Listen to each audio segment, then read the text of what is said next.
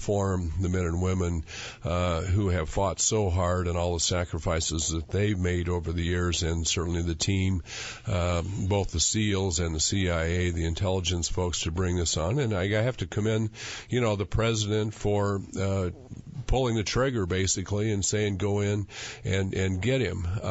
Now, in my mind, he says he's not going to release the pictures of Osama bin Laden. I honestly think the American people have a right to see it if they want to. And why? Well, because it's for closure. I think it is something that he is public enemy number one, and I don't care going back in history, but when you finally get a terrorist like this, and the other people that were killed in this raid, you see those pictures, as ugly as it is to see him laying there in a pool of blood. But why not have the American people actually know that what you're going to have, Jan, is a bunch of conspiracy theories come out now saying that it didn't really happen, that this is a made-up story. People have got to see it, and I think it would send a clear message, to other terrorists that we will hunt you down and we will get you, and this is what you're going to look like if, in fact, you would do the same thing. Well, my answer to that question is simple. I want to see the pictures, not because I need closure. I don't have any desire to see it, but I want them because they're mine. I bought them. I paid for them, and they don't belong to the president, and I don't care what he thinks. Right. So he doesn't have to protect my sensitivities, and I certainly don't give a rip about the sensitivities of wannabe terrorists. Right. We expended our resources. I want to see the results, and but I do have a lingering issue about it. We saw you said the president pulled the trigger. Apparently, it took him 16 hours to pull the trigger. I'm not sure if he ever wanted to pull the trigger, but he finally did. And then we got this chain of conflicting stories out of the White House I'm still puzzled about. First off, he even had to stage his walk down to the cameras from the White House. That was not even real. And we watched this stagecraft in the war room at the White House. It was implied to us that they were watching the events unfold there at that house in Pakistan. And we later found out, no, they weren't. There was 25 minutes where the video was shut off. They weren't watching it at all. Then it was assumed that there was a firefight in which Osama bin Laden was killed, and there wasn't a firefight. We were told that he pushed his wife in front of and that didn't happen. And if there wasn't a firefight, why did they just walk in and shoot him? Why didn't they grab him, yank him onto the helicopter, and start debriefing the so-and-so so we get the rest of the cell? Why did they shoot the guy? I'm not unhappy that they shot the guy, but why did they do that? I think as public enemy number one, I'm glad he's dead. Well, I'm glad he's dead. But we could have waterboarded the so-and-so for about 8 months to get more information out of him. And I also think if there's any chance of our SEALs going in there to be at risk of their own safety, that they had to do it. And, that I don't have as big a problem with that. All the different stories coming out of the White House today, and they finally put an order out saying we can't talk about it anymore because all the different stories. Because all the crap we've been serving up so far ain't flying. Right. Well, I'm not satisfied with this. They've turned what could have been one of the most remarkable events in military and political history into a FUBAR situation. No, I agree. And it's, this, you don't like to say it, but it's been like political spin afterwards. And that's unfortunate because this is like you said, a major national accomplishment for our military, for our intelligence, and to muddle the whole story afterwards. Really is burying is this unfortunate. guy at sea, that's just ridiculous. Right. And to say they did it according to Islamic law, it wasn't. I think we got hustled again, and I'm not. The most there's another irritating sidebar to this. And I'm sorry, I'm venting on you, Congressman. Congressman Latham, but put on your earphones. Okay. I want you to hear this because this was Deborah Burlingame You talked about your house literally shaking that day when that plane flew into the side of the Pentagon. Well, the wife of the pilot of that plane, Deborah Burlingame, was invited to talk with Obama yesterday as one of the 9/11 survivors. Here's the story. Introduced myself, and I was very upfront. I said, Mr. President, I have been one of your most ardent critics. I think that took him aback a little bit. I said, but on Sunday night, I was very proud of you. I was very appreciative of what you helped make happen, and I was very proud of America. And then he hugged me. And then I said, but I have a question for you. And he said, what is it? And I asked him, or I told him that I was aware that Eric Holder was still pursuing a possible criminal charges against the CIA interrogators, the very interrogators who got the information in enhanced interrogations from Khalid Sheikh Mohammed and Abdul Alibi, and even though that they'd been cleared through two investigations. And I said, as a former attorney, I know that you can't tell the Attorney General what to do. And he said, no, I can't. And I said, but that shouldn't stop you from offering your opinion. After all, we wouldn't be here celebrating today if they hadn't done their job. And they have the hammer of a possible indictment over their heads. And can't you at least give him your opinion? And he said, no, I won't. And he turned around and walked away. Now that's just, yeah. I don't get that.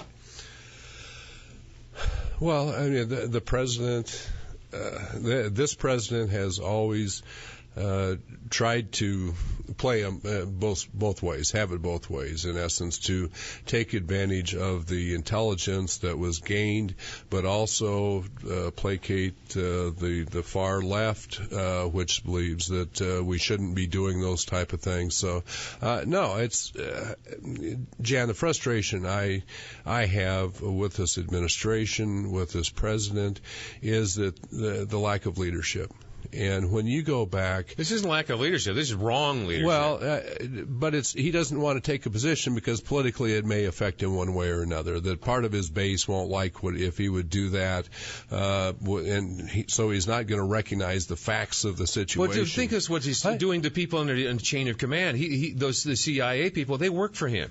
He's their commander-in-chief, and he's leaving them twisting the wind, just like that Lieutenant Colonel Lakin. You familiar with that fella? He refused to be. He was an 18-year veteran. Right. He refused to go to Afghanistan because he didn't think the president had demonstrated his bona fides properly. And this is part of the birther thing. But this fella was so convinced that the president was not legitimate. He said, "I am not going to be deployed until the president serves up his that he is actually commander in chief." So this guy goes to trial, and the president refuses to demonstrate by the production of his birth certificate that he actually is a natural-born citizen. In that process, he refused, under subpoena, he even refused the subpoena process. But when Donald Trump pushes him a little bit, he magically produces his paper. So this guy is now in Leavenworth, because the president wouldn't demonstrate what he's now demonstrated. This guy would be in Afghanistan right now, serving, had the president inconvenienced himself for about 20 seconds. But he's allowing this guy to twist in the wind in jail. Now, he's allowing these CIA people to twist in the wind for the behaviors that this administration apparently has allowed to continue. That is scandalous behavior, sir. Well, no. You want an argument from me? No, I want you to kick some butt. Well, no, absolutely. But I will just tell you, this is the third president that I've had the honor and privilege of serving in Congress under. And even with Bill Clinton, you knew where he was. He had a position. And President Bush, obviously, was criticized constantly for taking strong positions and sticking to it. Yeah. What we're seeing here is a reactive administration rather than proactive, and one that is absolutely. I've never seen an administration totally run by politics.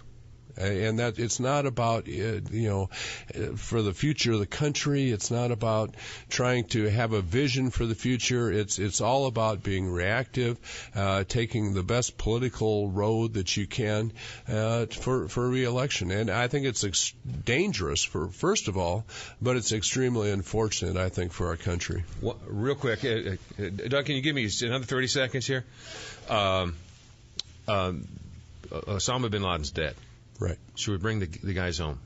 It's the time to bring. Both sides of the aisle are making rumblings on this, left, right, and center. Is this time to withdraw from Afghanistan? I think, unless we want to have to go back there again, that we should make sure that before we leave, that there is stability, that the Afghan government can have some semblance of control of the country, that the Taliban doesn't come back into power again. Not immediately, but yeah, I think we need to get out of there as soon as possible. But there's got to be a level of security in Afghanistan before we do.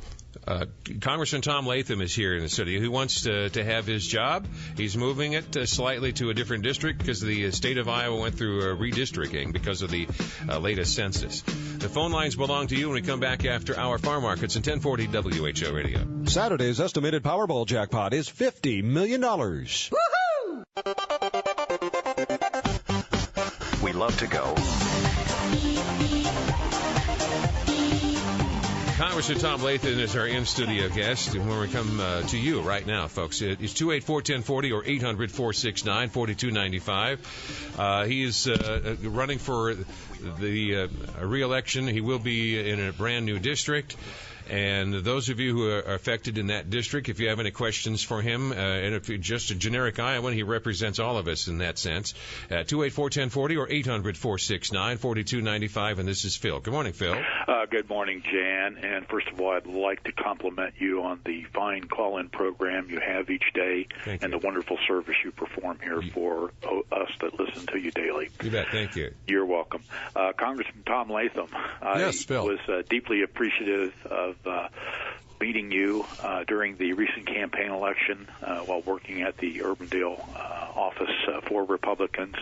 I generally enjoyed the conversation we had together and wanted to know, generally speaking, with these new changes, how you would characterize your differences between yourself and Congressman Boswell and what your priorities would be for the 3rd District should you become elected to represent us in the 3rd District. And welcome to the 3rd District, sir. Well, thank you very much, Phil. You're welcome. No, my priorities, I think number one is jobs, getting this economy going again, security, I think, for our seniors, whether it be in Social Security, Medicare, making sure that they have what they've expected. But certainly the economy is a major, major issue today. And when you look at the job numbers that we've seen today with it going back up again as far as unemployment, it is so frustrating to see what has happened, the irresponsible spending going on in Washington. And Phil, I think what you're going to see in this campaign will be laid out are stark differences as far as our approach. I have, and these are exact opposites with Congressman Boswell, who I respect and like personally, but I will tell you, he has voted for the stimulus package, the $787